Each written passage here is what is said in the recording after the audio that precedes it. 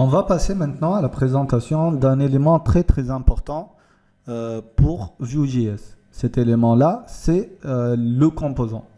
En fait, si on veut voir réellement l'architecture sur laquelle Vue.js est basée, eh ben, c'est une architecture à base de composants. C'est un arbre de composants. En fait, un composant, on peut le voir comme étant une pièce réutilisable et indépendante. C'est une combinaison entre une partie HTML qui est visible pour l'utilisateur et une partie qui va gérer l'aspect métier de cette partie-là de la vue et ça va être développé avec du Vue.js. Donc, ce que je vais essayer de faire maintenant, c'est d'aller voir directement au niveau de votre documentation sur le site de Vue.js, c'est quoi un composant et essayer de voir l'introduction que propose Vue.js pour son composant.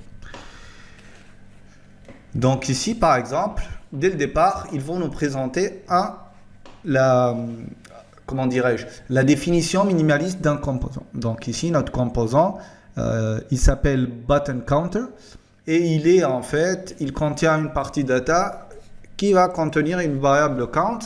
Et au lieu d'aller créer du code HTML, eh ben lui, il va le mettre dans un attribut template. Et donc, dans cet attribut template-là, vous m'avez cliqué count fois. Et là, il va binder la propriété click sur ce bouton-là. Et à chaque fois qu'on va cliquer, il va incrémenter ce compteur-là de +1. Mais là, on a notre compteur qui est défini à 0. Donc ici, il définit le composant comme une instance de vue réutilisable. D'accord? Et donc ici, au niveau de votre code, vous pouvez utiliser directement la balise button counter comme étant la façon avec laquelle vous utilisez votre composant. Donc là, il va vous afficher exactement ça.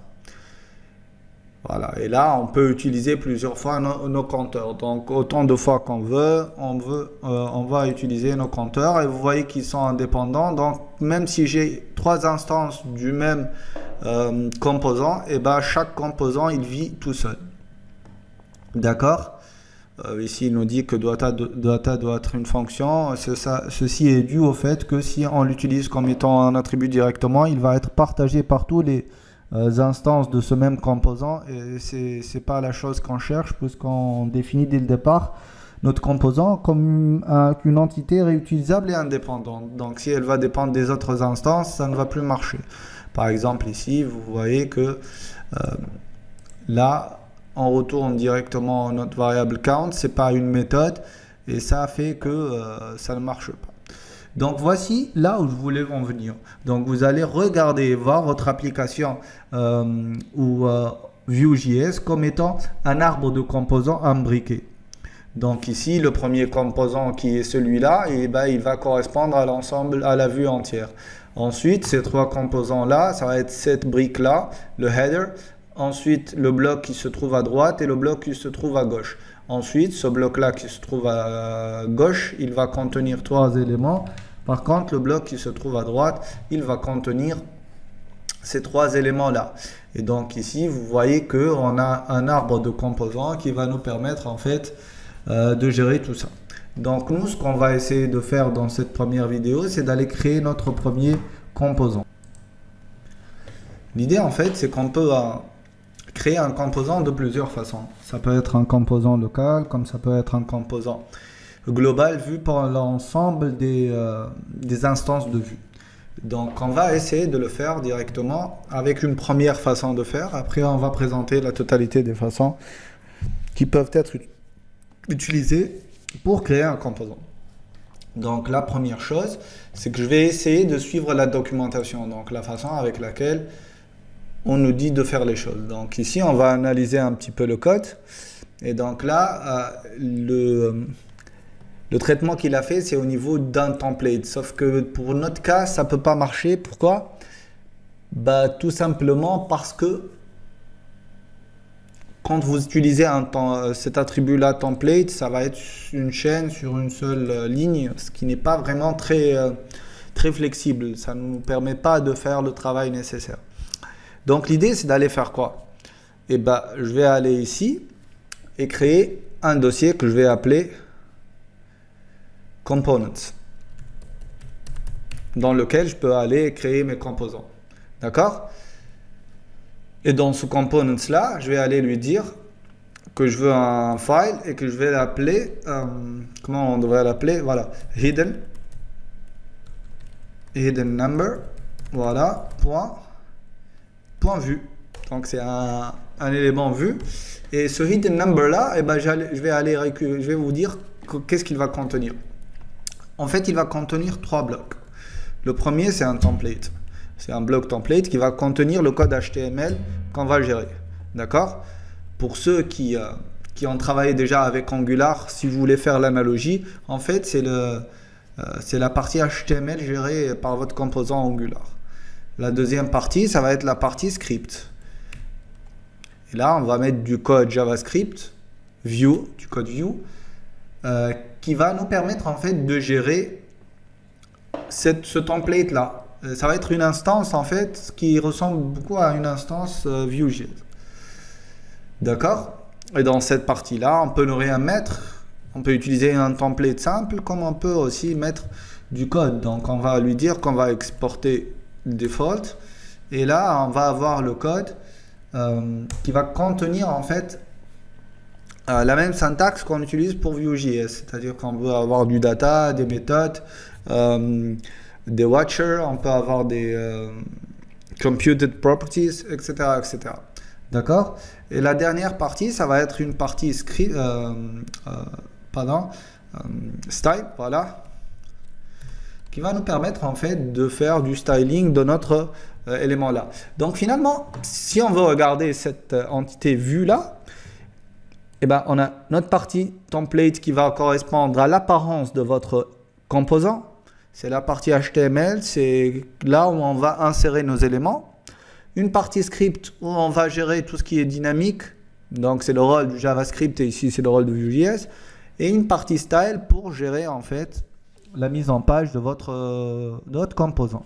D'accord? L'idée c'est que on veut reprendre cette partie, une des parties que nous avons. Vous voyez ici que le code il n'est pas propre du tout. J'ai mis une dizaine d'éléments l'un sur l'autre et c'est invisible quoi. Donc l'idée c'est que je vais prendre cette partie là qui va concerner le hidden number. Voilà ici. Là c'était pour tricher, donc je vais prendre juste cette partie là et je vais la couper et la coller directement au niveau du template. Donc c'est du code HTML, donc juste je vais enlever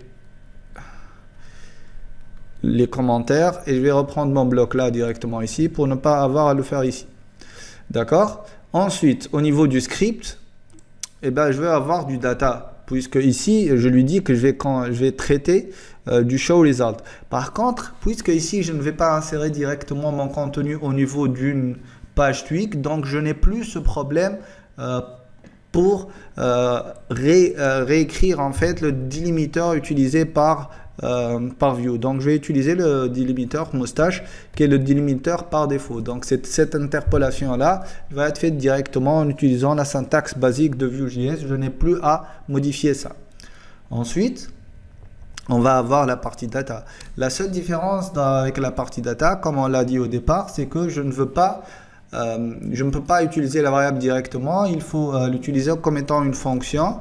Donc ça va être une function qui va nous retourner en fait un objet qui va contenir notre partie data. Comme ça, on est sûr que chaque composant va avoir sa propre partie data. On ne va pas partager la même data, ce qui va causer un problème d'indépendance entre les différentes entités, plutôt instances de votre composant. Ici, la partie data que nous voulons gérer, c'est le show result, ou plutôt tentative. Et donc, en fait, je vais aller à mon instance view et je vais aller chercher tout ce qui concerne toute cette partie-là. Et c'est où exactement? Voilà, j'ai une computed property, c'est celle-là. Voilà. Et j'ai une variable qui s'appelle, donc ça, je vais copier juste ça. OK. Et ensuite, je vais aller récupérer mes variables. Je ne sais plus où elles sont. Apparemment, je les ai effacées. Et donc, ce n'est pas un problème. Je vais aller directement les mettre. Donc ici, au niveau de mon là, donc je vais aller mettre ça. Et tout ça, ça va, attendez, voilà. Je vais lui dire que je vais avoir besoin de l'attribut computed, qui va être un objet, et cet objet-là, je vais mettre tout ça ici. Donc là, ça ferme celle-là, et là, voilà. Et ensuite, j'ai une petite virgule. Là, je vais remettre, et voilà. Et donc là, j'ai mon show result qui correspond à ça. Ça correspond au computed, et ça correspond plus à rien. Donc voilà. Ça, c'est là, et là, voilà, exactement. Et là, en fait, je vais avoir besoin de ma variable tentative qui va être égale au début à rien du tout. Voilà. Ah non, ici c'est comme ça. Et donc là, j'ai défini toute la partie programmatique, donc la partie métier, la partie business, logique, la logique métier de mon composant. Là, c'est la partie affichage de mon composant. Et là, si j'avais besoin en fait de lui dire que j'ai besoin d'une propriété div avec un background, voilà, un truc comme ça, tout moche. Bon, je vais prendre du vert. Voilà. Là, en fait, il ne va affecter que ce div-là, tout simplement. D'accord? Maintenant que j'ai mon composant, je vais aller dire à mon instance vue qui va supporter ça, et ben, que je vais avoir un composant qui va faire ce travail-là. En fait, la première méthode que je peux faire, c'est d'aller lui dire, eh ben, view.component, et là, je vais lui dire, voilà le délimiteur qui va correspondre à mon composant, et voilà la variable qui va y correspondre. Et ici, moi, ce que je veux faire, c'est je veux importer une variable que je vais appeler hidden number, que je vais importer d'où? Du fichier que je viens de créer. Donc, c'est ce fichier-là. Et donc, là, je vais lui dire que tu vas... voilà, partant comme ça.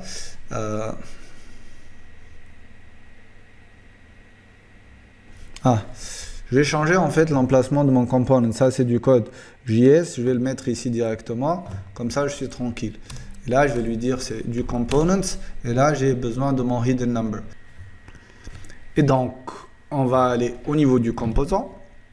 Lui dire que la variable, plutôt le composant sur lequel le fichier vue que tu vas gérer comme étant un composant, c'est le hidden number, voilà, et que je veux que tu appelles ce composant là hidden-number, d'accord? Et donc là, j'ai mon instance vue qui est le père de l'autre arbre, c'est la racine, et donc dans cette instance là, je vais aller lui dire, tu vas aller injecter le composant en question, et donc ça va être ton hidden number, voilà, et voilà. Donc ça va être ma valise hidden number. Donc on va le récupérer ici et on va aller appeler ça. Donc je vais vérifier que ça a compilé, c'est bon, il n'y a pas de souci. Donc ça va être du localhost du 127.8000/view. Et donc là, logiquement, on devrait avoir notre composant qui apparaît au début de notre code HTML. Et voilà. Et donc là, si je mets 7, veuillez réessayer encore. Je mets 5, 2. Ah, on a une erreur aussi au niveau de notre code. C'est que, en fait, 3, 2, 1, c'est quoi ce truc là? 4, 5, ah ok. En fait, on n'a pas initialisé. Si on inspecte, je pense que nous avons une erreur, non? Voilà, on est dans Show Results. Sauf que il y a quelque chose qui manque ici. Non, pas là, pas là, pas là, pas là, pas là. Donc dans notre hidden number, ce composant-là qui correspond à cette variable-là, ici on a notre tentative, c'est pas la tentative ici. Voilà, ici on compare la tentative avec quelque chose qui s'appelle hidden number, et donc on devrait avoir cette variable-là.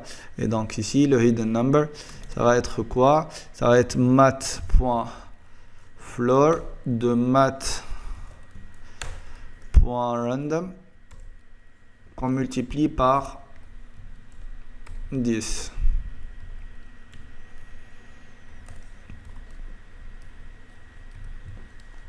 Voilà. On réactualise.